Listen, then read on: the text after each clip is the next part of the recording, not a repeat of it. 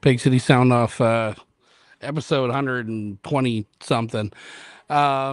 Special one. We're live on location today. We're at the, I don't know if you can read the neon sign in the background here. We're at the Royal George today. This place is absolutely amazing. You look at the wall, and I'm just looking right now. There's some huge names up there. Chris Cadoni. I mean, Morgan Grace, Quentin Blair, just so many great names over here. There's pictures everywhere, guitars everywhere. There's some records over there. Super cool place. Another name up on the wall that I'm looking at right now is the man sitting beside me right now, Sean Taylor. We're live from the Royal George where Sean Taylor is playing tonight. Hitting the stage at 9:30 tonight. Okay. This is the first tonight. I think this is the first local country musician we've had on, unless we go back to the episode one, Jade Jackson, another country person. She lives in Nashville. Though we're based in Winnipeg. We're talking Winnipeg. Sean Taylor, you're here tonight, or tonight. I mean, it's noon. This is the earliest podcast too. This is amazing. Um, let's get right to it. Tell me who you are. Tell me about the Sean Taylor band. Tell me who's in the Sean Taylor band. Maybe give me some history. I'm going to give you the mic for about 5 minutes here. Yeah, man. Let me grab this thing here. The band. Well, it's a six-piece country band. Most people that follow us around got that kind of figured out. There's myself, Sean Taylor, lead guitar Sean Borton, Blaine Baduke on fiddle and mandolin, Greg Dunstan on bass, Jeff Kula on drums, and James Klassen on keys. It hasn't always been that kind of setup. I mean, when I was 17, 18, I started subbing in with Thirsty Cactus, which was another country band here in town. Cover band doing like the Palomino Club and stuff like that. Back when country was still like a pretty big deal in the bars. You know, you could play 6 nights a week, that kind of thing. So I got my start doing that, just subbing in with them. And then a couple of those players, Mike Charlotte from Gimli and then Jeff Kula, the drummer, we all kind of started a little kind of mini bar rock band called, it was originally called Pop the Trunk. So that band just played the bar circuit here in town, you know, Silverados and the Palomino Club, Whiskey Dicks, and it just kind of morphed. I've kind of always said we're like a weird little training ground for musicians, for some musicians, anyways, I should say. But like when we lost Mike Charlotte, he retired for a bit, anyways. Didn't want to be coming in from Gimli to play bars every weekend, you can imagine, and he had a young family, so he decided to hang it up, and we ended up out of a newspaper ad, I think that's how it ended up happening. We got this young guy, his girlfriend at the time that was living with him reached out and she said, like, my boyfriend is a great guitar player and he really needs a gig. I'm like, what? Okay, cool. And lo and behold, Joey Landreth walked through the door when he was just Joey Landreth and no one knew that. And he and I became really, really good buddies. So it was me, him, Jeff, and then eventually Marty Thiessen. I don't know if you've ever worked with Marty, but he plays with, you know, Hot Bottom and a bunch of crazy bands. And he's an amazing musician too. So it was the four of us for the longest time in this Pop the Trunk kind of bar rock band, just having too much fun. Early 20s, you know, having a blast, making some cool music. And then when Joey started going on tour with bigger bands, Emerson Drive and Doc Walker and those kind of acts, One More Girl, he started subbing out, and we ended up with, I mean, it's like a who's who of Canadian country guitar players came through this band at one time or another. Which is cool. And they're all like young professionals now. Brent and David out on the road with Tim and the Glory Boys. Darren Savard gigged with us before he moved out to BC off and on. It's been crazy. Chris Ulrich, a bunch of amazing players. So we've been really spoiled. They were all super young when they played with us, you know, 18, 19, 20, learning to like show up on time, learn your tunes, learn your harmonies. And now they're all professionals. And I'm just like, well, that's cool. It's really great to go. You go to festivals and you see these kids that you grew up with playing on the big stages. It's really fun. And then we just, as those guys moved on, we just kind of ended up picking up these players. We got Sean Borden to play with us. And to this day, I remember when Jeff called me, he's like, we need a guitar player. I think I'm going to reach out to this Sean Borden guy. And I'm like, isn't he the guitar player from Foster Martin Band? Yeah, but they're not as busy nowadays. Guys are getting older. I'm like, I don't think he's going to want to play in bars with us. Sure enough, he's like, yeah, I'd love to. Who knew? But if you look on these walls, you'd realize that Sean Borden plays with everybody. I mean, it's like Sean Borden bingo around here. Every 5 pictures has a picture of Sean on it. So he's an amazing musician, and he brought us Greg Dunstan, who played with Chris Bigford and One Horse Blue and these amazing acts. Greg is like an institution in country music. Everyone wants him in their band. Nobody gets him. It's just us. We're very lucky. And then Sean was playing in a band with Blaine Baduke, and I've always when I when we went country, when I was like, we're a country band. That's what we do best. Let's just do that because we were playing Chattahoochee and all those tunes in our rock set, anyways. Let's get a piano player in here. We get a piano player, and Jimmy joined the band straight out of high school. Poor kid, he's the baby of the band. And then we had fiddle players like Brenton Thorvaldson and stuff like that, and I love having the full band. And at that point, it was a decision like we'd rather make music we like than make money because you're still getting paid what a four-piece rock band does at the Spike or anywhere else, right? So it was like, well, there's six of us. It's going to hurt a little. But if we do it right, eventually they'll understand the value. And then we can work backwards, right? So we ended up with Blaine Baduke on the fiddle, and that guy is Blaine's energy on stage is what keeps me young. And Blaine and I are the same age. When he hits the stage, man, he's like the happiest guy on earth. We always call him our golden retriever because just smiles and ready to go. And you half the time you don't know where he is on stage. And you're like, where'd that fiddle come from? He's gone. So it's a great energy. I always like the band spans from Jimmy in his 20s to Greg. I think Greg's almost 70. I'm not 100% sure. I'm trying to lock down how old he is, but you'd never know because he looks younger than me. And everything between, So but the main theme with this band is we all love country music. And I know we talked about it just before the podcast, but like we love a certain style of country music. Like we all are passionate about legit songs with good playing and good musicianship and good stories and melodies and harmonies and the kind of country we grew up in the 90s, like that kind of stuff. Band country, if you will. So, yeah.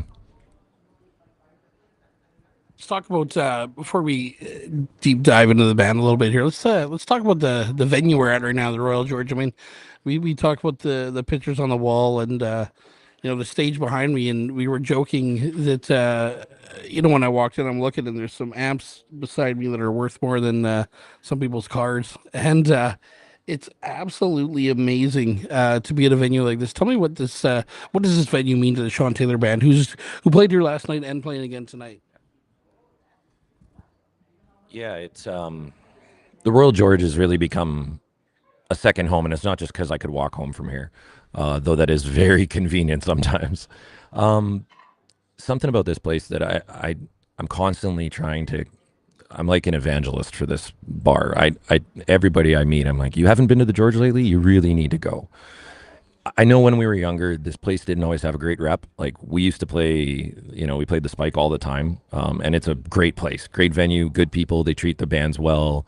It's the party bar here in Transcona, and they take good care of everybody. I loved playing there, and but in between sets, it's so loud you can't really find anywhere for the band to hang out. So the guys would be like, "Well, let's go over to see who's playing at the George," and we'd walk across the street and come over here. And I was, I didn't know anything about this place. And we started, and I'm like, man, what a vibe! What a vibe in this place. And actually, it was my wife was here one night. We came here one night when friends were playing, probably the Foster Martin Band or Quentin Blair or somebody was playing here, and we came here to watch. We're hanging out, and she got a hold of the boss around here. He always sits right over there. Is Greg Pester, and the Pester family are kind of the patrons of this place. Him and his wife and his son Jared, they run this place, and that's what makes it special. It's their commitment to music, live music. I was telling you, like, I don't think they're open Mondays right now. Sometimes they are, but like Tuesday to Sunday, there's something on this stage. There's live music here every night of the week. You can find like if it's Wednesday night and you're like, oh, I'd like to see some live music. You come down here and see Gary Gatch and Barry Player. They just wreck the place. There might be only 8 people here, but they're just shredding it. Like we're so spoiled here in Transcona. We're very lucky, and it's because of the Pester family. And like they're willing to have a songwriter night on Tuesday that has 8 people in the bar. They don't care. They just want live music on stage, and it pays off because then guys like myself will go and be like, you got to go to the George. You got to come down. You got to come down on a Sunday for the country jam. It's a meat draw and country jam at 4 o'clock on a Sunday afternoon, and the place is packed, and it's packed full of musicians because no one's working Sunday. So we all come down and it's a jam, and people get up and they sing and they play guitars and whatever, and it's like a family reunion every Sunday around here, and it's a ton of fun. So when you see the history on the walls, it's evolving as we make it. I'm lucky enough to be up on the wall now. That felt like a real honor. And they don't tell you. You just show up one day and you're having a beer and somebody goes, "Oh, you're on the wall." And you're like, "What?" And I don't know if the Pester family knows how much that means to all of us when you get up there. It's because like my kids, we're Transcona family, right? My kids are gonna come here someday. My son Jake has been here. You know, he's almost 20, so like he comes periodically for the meat draw or whatever, and like he come here with his buddies and be like, oh yeah, that's my old man, like and they're very passionate about the music, and that's Greg was a musician, still is, plays with a bunch of bands and stuff when he can, and great guitar player, and just his mother was a very very influential musician here in town when she was alive, and they've just carried that tradition on, and I just wish. One of the reasons I was excited when you said you wanted to do live on location, I was like, I know Jared will be cool with this. We got to come down to the George because I just want more musicians to figure out that it's worth the drive over here. It's worth coming down here. Like I said, Wednesday, Thursday, Tuesday, it doesn't matter. Songwriters Night on Tuesday is great. Diana Desjardins running a brilliant Songwriters Night. Place is a zoo. They do kind of a Nashville style round where you get three songwriters up. Everybody does two tunes. But like we're writing together midway through the night. People coming to me, hey Sean, that song was really good, but did you think about this? Or do you think about like it's super collaborative that way? Everybody's supportive. Wednesday, I said Gary's here with his guys. They're crushing it all the time, and like you can come in here and hear Hendrix played. Like it sounds great. Thursdays, it's all kind of a revolving door. I said like we had Paul McNair, Derek Godfrey, and Steve Broadhurst here like a week ago. Brent Fitz was up there playing drums. You're like, what is happening? It's a Thursday, like, and then Friday, Saturday is usually a good bar, rock band, whatever. It's ourselves are here this weekend, which is super fun. And then, like I said, the Sunday jam is a hoot. So I really hope if anything comes of all this, I mean, I love obviously promoting my own band, but I really wanted to come on and promote this club because man, not enough bars really that committed to live music like this. Yeah, I mean, it's nuts. I haven't been here in it's been some time since I've been here. It's been years since I've been here. But as I walked in, I saw the Sean Taylor band on the door walking in. I took a picture of that and posted it on my Facebook there. But then when I walked in and I saw the records back there, right, and and just something else, completely unrelated to the music, just a clean establishment. Like it's nice in here. I mean, there's some people in here already. It's what time is it? 12:13. There's some drinks flowing over here already. Saturday afternoon in It's Saturday afternoon Transcode. It's a busy time too. I had to park way down the street to walk over here. But I mean, great atmosphere and to my surprise though, just listening to you talk about it and just walking in and seeing everything, I didn't realize that this place is on the map of Manitoba music, Winnipeg music, our local scene. I mean, this it's obviously getting the attention it needs, but it probably needs more attention. It deserves more attention from it, right? I mean, yeah, you look at just looking at the social medias, Derek Godfrey, Paul McNair. He said Fitz was here the other night. I mean, Fitz is playing all over the place. What's he doing here on a Thursday? Uh, with Kiss, I'll come play the George. And then good friend of mine, Deidre Boris, was here the other night. She's playing, and yeah, I mean, what a great place. Definitely got to check it out. So back to the band though. Latest single, "Pretty Horses." We talked before we hit the live button there, just about country music, and you touched on it that you have a certain style you go with, right? And so I was listening to it, and I'm not a new country guy. I appreciate the old school country. I appreciate sticking to the roots of it, and listening to Pretty Horses and even Whiskey in the Morning, and then going back into your album from 2020. Yep. 2024, yeah, 2024. I told you some songs I listened to on there that they were really good, and I really appreciate you going with that style. Um, so you've always listened to this. This has always been your thing, right? I mean, and you got some phenomenal players with you. Let's talk about Pretty Horses, though. Tell me what goes into writing a song for the Sean Taylor Band, and maybe even into recording. Like, give me a little bit of a deep dive into a single. Yeah, for sure. Yeah, I mean, Horses is one of those tunes that I carried with me for years. Like, I'm not a prolific writer. They come when they come, and I try to library them so I have them. Now that we're doing this original project constantly. I have to write more. I've got to be on the ball. It means a lot to me that we play as many originals from us as we can. I know this, especially in the country music industry, there's a tremendous amount of like, these three people wrote this song, I'm going to record it, right? And that's great. But I just, for me and for the band, like this next album coming out is mostly written by me. And the guys are like, it's really cool that we're doing a bunch of stuff that's just from us. With Pretty Horses, I can't remember. I don't know if it was Garth Brooks said it. Might have been Clint Black. I can't remember. But they said like every good country album should have a rodeo tune on it. And I've kind of was like, yeah, I like that idea. Amarillo by Morning, Rodeo by Garth Brooks, all these great tunes with a theme, right? And I grew up idolizing Chris Bigford here in town and stuff like that. We're singing good cowboy rodeo tunes. And so Pretty Horses just came to me. It just is what it is. I don't know. And it's a genre, right? So it's like once you're in a box, it's pretty easy to write that way because you know what it needs to sound like. So you start writing this song, and I had it in my pocket, and we were going to record it on the first album.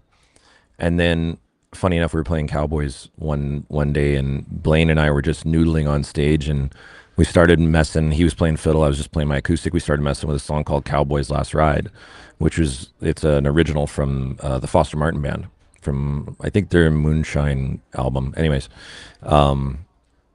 great, like arguably I would say the greatest rodeo song of all time, and I just wish more people heard it. Like above maybe sacrilege, but above Amarillo. Like I really fundamentally believe it's one of the best rodeo tunes of all time.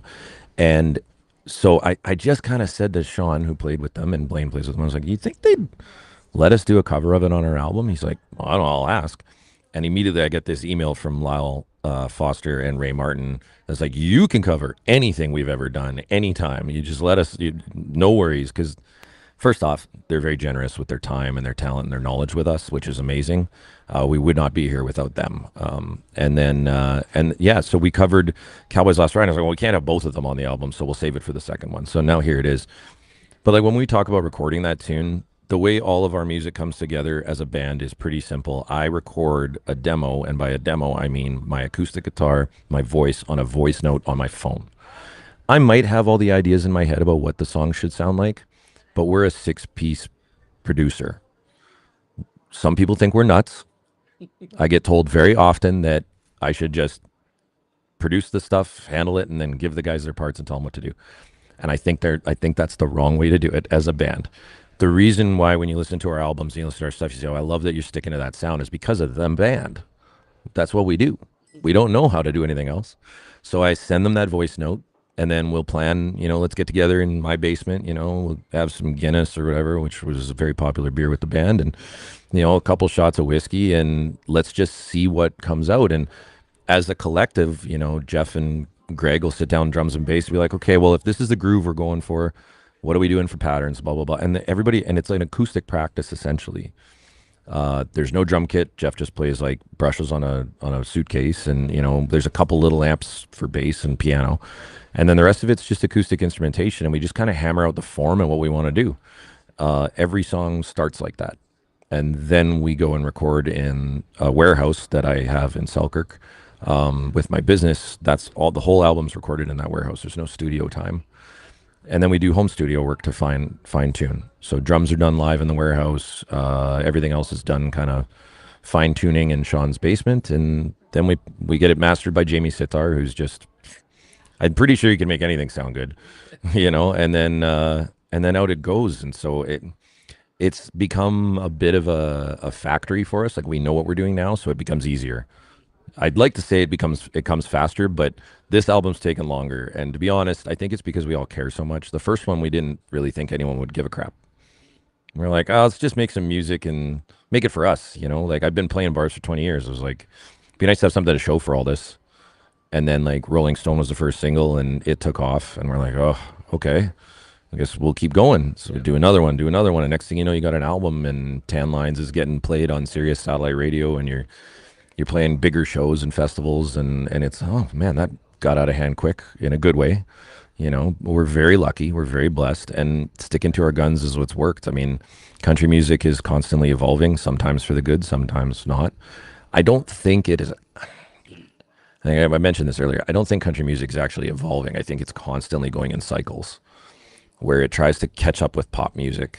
And then somebody comes along and goes, no, this is what we are. And everyone goes, oh, that's really good. Let's mimic that now. So you get these standouts, these Chris Stapletons.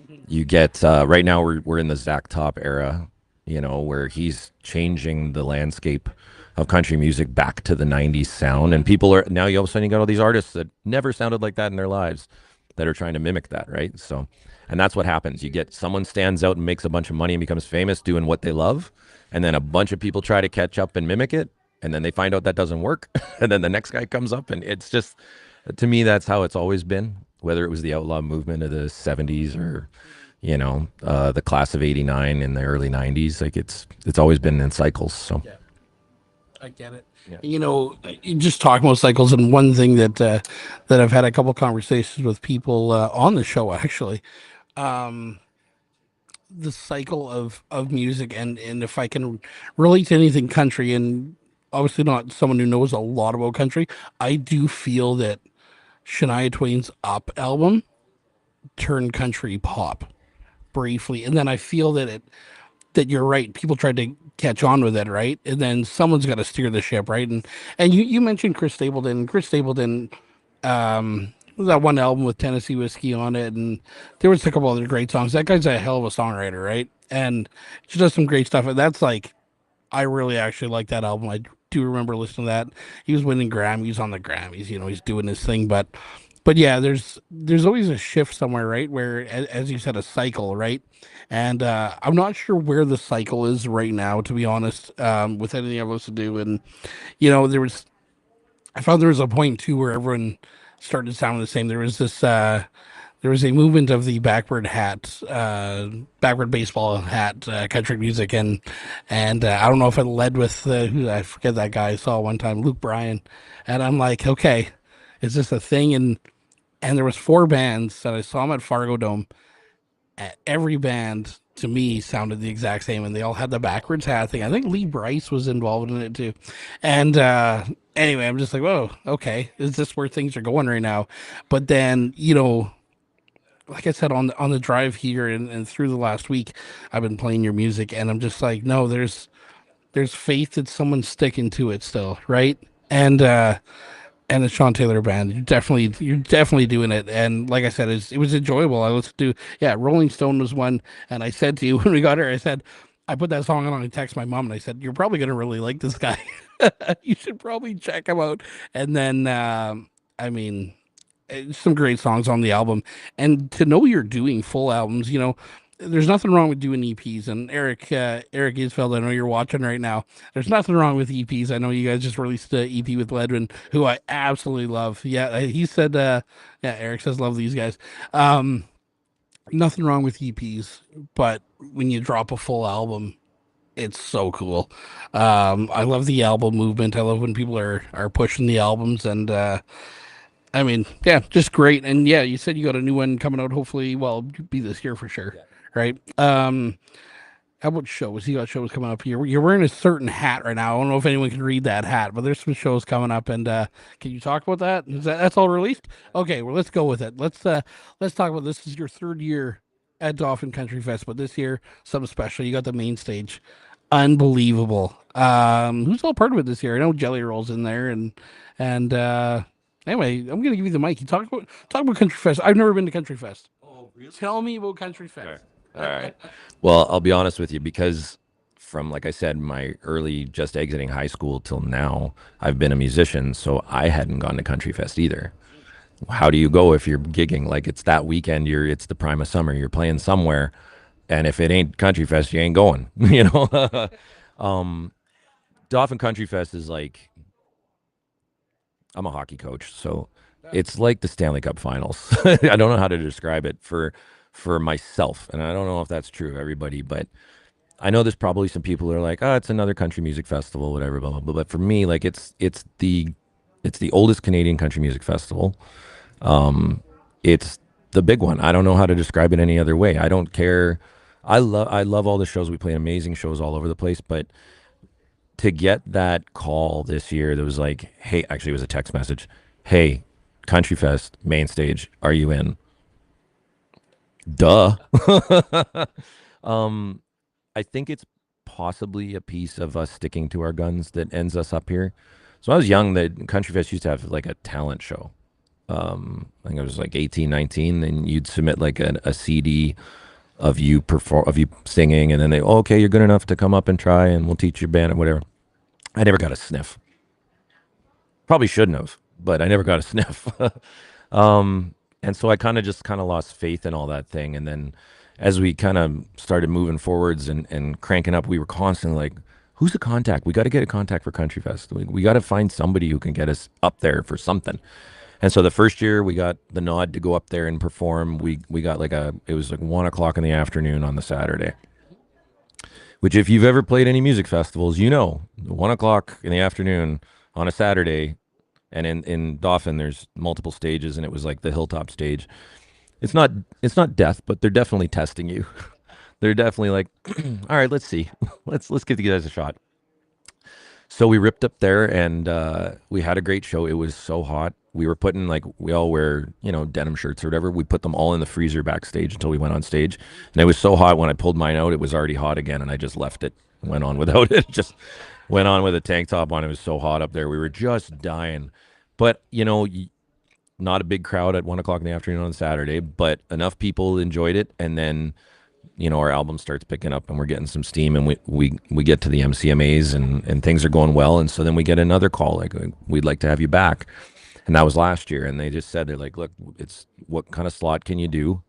We're thinking, 8 o'clock, I think it was Saturday night on the hilltop again. I'm like, hey, we'd love that. It's usually busier, right? And they had a great lineup last year. So I was like, well, you're always a little concerned that the main stage is going to just pack and no one's going to be there for your show.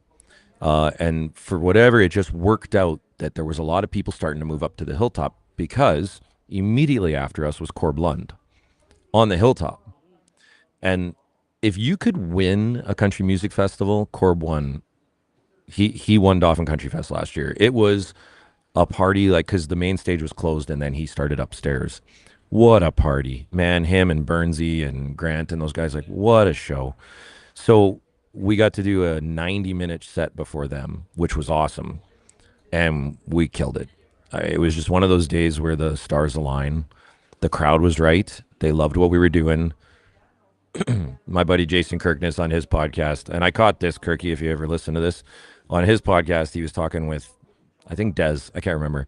And he said, yeah, that was about as punk rock as country music can be.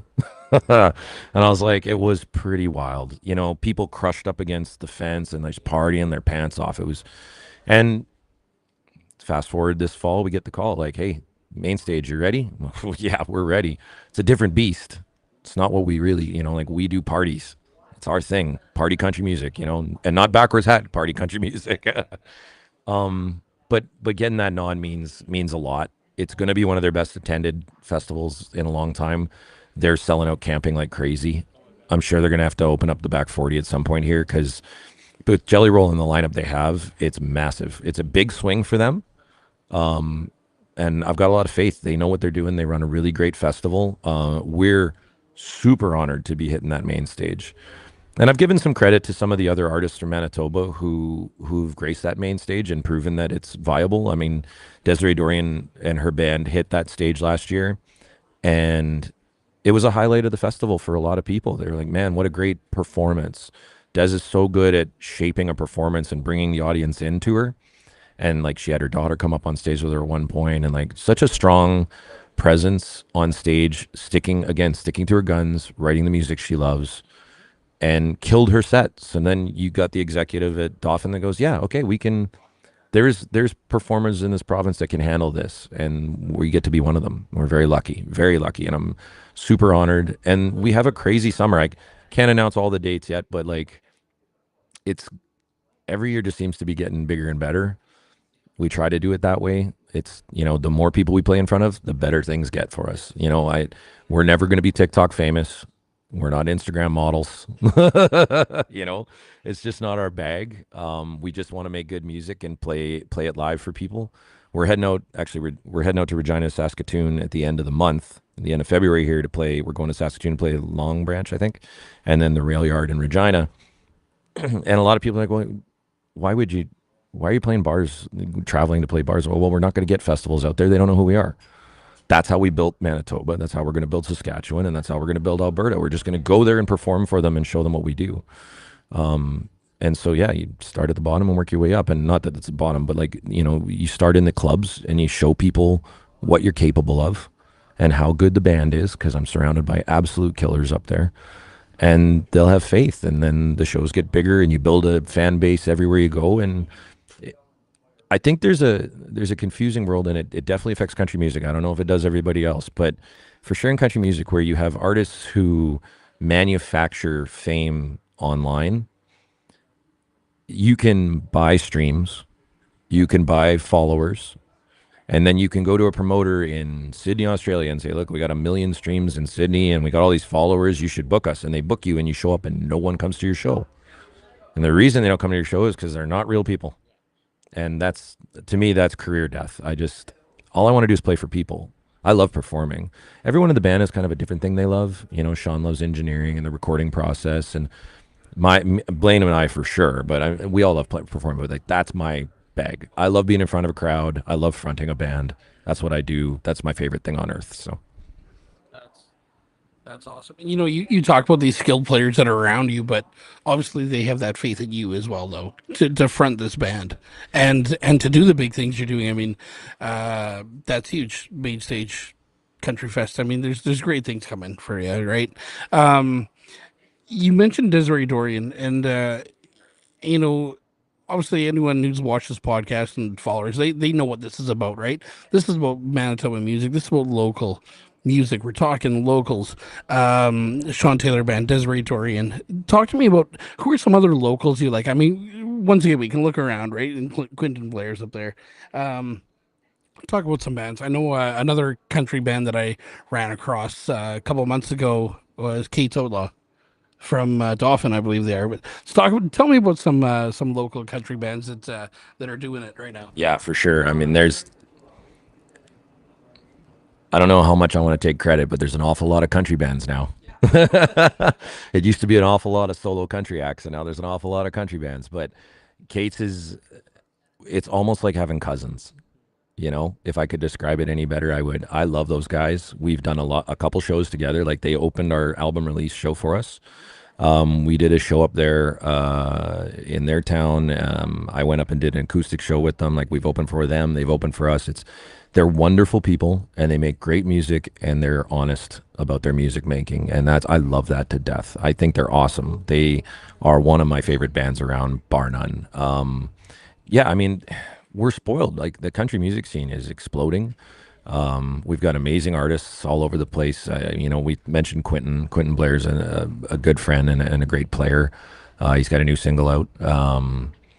Katie St. Germain's just crushing it. She's a star right now, and well deserved. She's an amazing talent. These people are great singers and songwriters, and we're very spoiled. Every time I turn around, we're meeting. And we met. We were playing Steinbach Summer in the City last year, and I'd heard this little rumbling about this new kid in town that was playing, and we were playing the main stage before High Valley, and I come off sound check and I come into the tent backstage, and there's this young guy, mustache, tall, skinny kid, and he's surrounded by all these 70s dressed hippie looking kids, and he, "Hello, sir, it's nice to meet you." And I'm like, "First off, sir, whoa, and there's Irvin Miller, and that kid, man, wind him up and put him on stage. It's so much fun.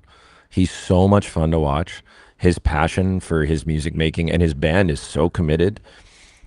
It's not a shtick with them. They're literally committed to what they are. It's like Jake Vatalan from Saskatchewan. Like, that's who these people are. With Jake, I was like, is that really, like, are you really Lawrence Welk? You know what I mean? Like, is that legit? Because I was like, I'm so jaded because I grew up in country music, right? So, like, I grew up with country I loved, and then I watched. You want to talk about Shania Twain? There's two words you need to know: Mutt Lang. He produced those albums and brought Def Leppard to country music, and I love Def Leppard. Like I love that kind of '80s rock thing. But that's what changed country music was Mutt Lang. He changed the whole landscape, and we went through. Everybody loved it. I call it the dark period of the Luke Bryans and that stuff. It's just, and we play it. We play it live because it works, and we have to sometimes. Depends on the crowd. But it's always like you look down and you go, oh God, okay, here we go. Sell it. There's a little sell in your soul sometimes. But around this province now, we're just surrounded by honest, hardworking, great musicians. And I have to give a big shout out to the Manitoba Country Music Association. They have an amazing executive, Miles and Carrie and Chris and all of them. They're doing an amazing job promoting country music in the province and abroad. They promote all of us abroad in the country, and then they help us bolster country music here in the province too. And I don't think any of us would be here without that kind of support. You know what I mean? Like that's knowing that there's faith in the acts and the awards ceremony, and you're going down to Club Region and there's big lights and a red carpet and you feel like a rock star for a night. And those awards, they probably I always question how you can give an award for someone's art because it's art. But getting a nomination from your fellow artists is really the award. That's what really feels great, is knowing that they believe in you. And we've been lucky enough to win a couple awards and be nominated a few times, and it feels great. And like I say, there's just constant. Every time I turn around, there's another new artist popping up that I'm obsessed with. So right now, country music in this province is alive, well, healthy, and thanks to places like the Royal George and stuff, we got places to play and make our music and have some fun. Yeah, absolutely. Yeah, I mean, the awards, the awards, you see so much about it. They do so much good coverage of it as well, right? And it's opened some eyes to some other bands, and it's a good filter to find new people out there, right? I mean, another person I want to shout out that hasn't been involved is Orvis and his Higher Guns. Orvis, Orvis. Just kind of bouncing back to Irvin Miller. I had Irvin on here.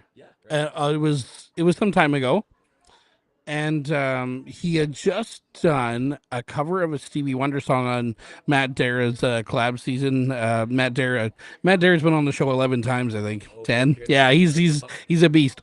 But he was on there, and I reached out to him, and that's Irvin Miller.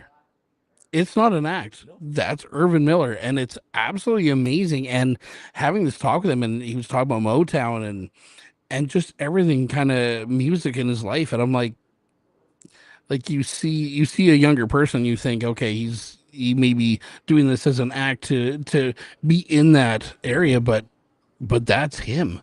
And it was just amazing to talk to him and have someone who's so knowledgeable in a different style of music. And and like when he was talking about Motown and stuff, it's like, whoa, like this guy's he's really into it. And yeah, and then you see video of him, right? And he's a performer, pure performer. So many people sharing stuff of his, and he's doing so great. You mentioned Katie St. Germain. Katie, if you watch this, check your junk file. I've emailed you about coming on here. Please check your junk file. I know it went to your junk because my one email, I don't know why it always goes to junk, but check your junk if you watch this.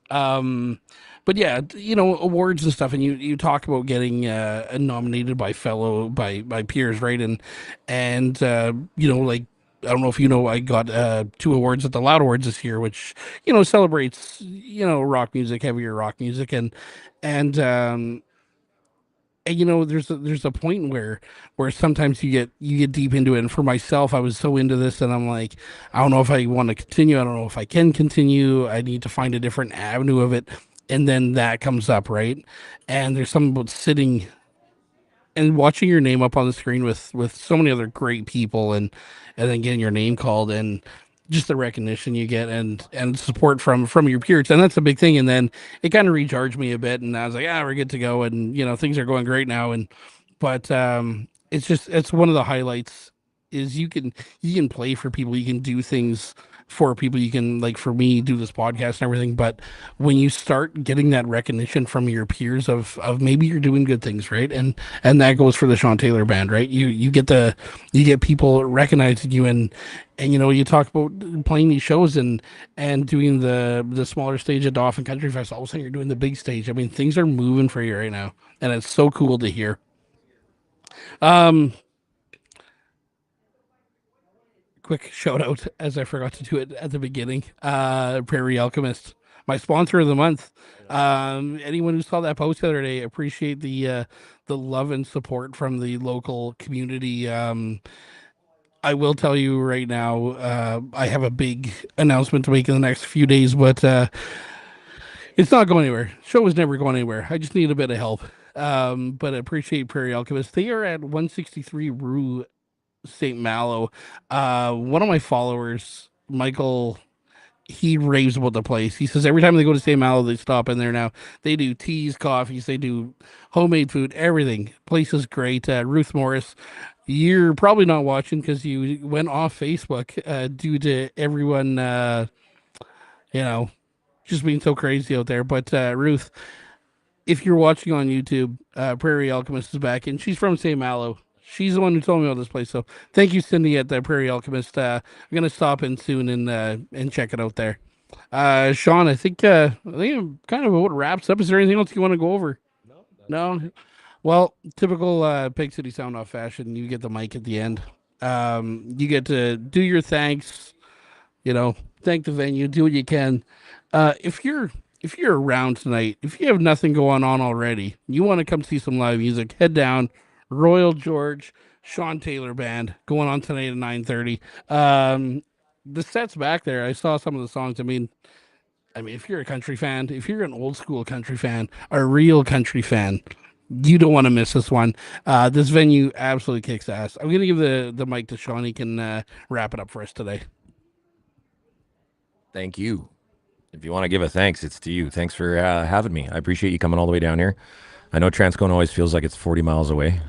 Every time we're at a wedding, it's like, and from out of town, the Johnston family. It's like, oh yeah, right. We have to thank the Royal George, not just for letting us come in here. I knew they would. I knew they wouldn't even blink about it, but just for everything they've done for all the musicians in town, and for giving a place for us all to play all the time.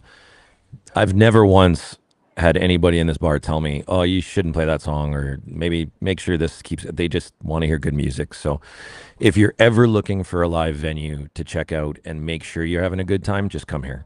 If you just want to hear someone play good guitar or good something, just come here. This is the answer. I'd like to thank the MCMA, like I talked about, all my fellow artists for being so amazing. Dolphins Country Fest for having us this year. And more importantly, because I'm hoping they're watching. Some of them might not be out of bed yet. Blaine, I want to thank the band. Um, I've always felt a little bit of imposter syndrome being surrounded by guys that are so good and so experienced, and I'm incredibly lucky to have you guys. I know you've all been like brothers for me, and we're supporting each other through life as it comes at us. And I really appreciate all five of you. And I can't wait to hit the stage tonight at 9:30 right here at the Royal George. Y'all come back; it'll be fun. Thanks everyone watching today. I'm back. Another live on location Monday night. Lost Planet Airmen. I think they're doing an acoustic set on this show, which is pretty wild. That'll be fun. Lost Planet Airmen. I think it's 8 o'clock Monday. Um, Enjoy your Saturday. Super Bowl weekend. I don't think I know who's in the game. Seahawks, Patriots. Yeah, it's Seahawks and Patriots. Go Tom Brady. I don't know.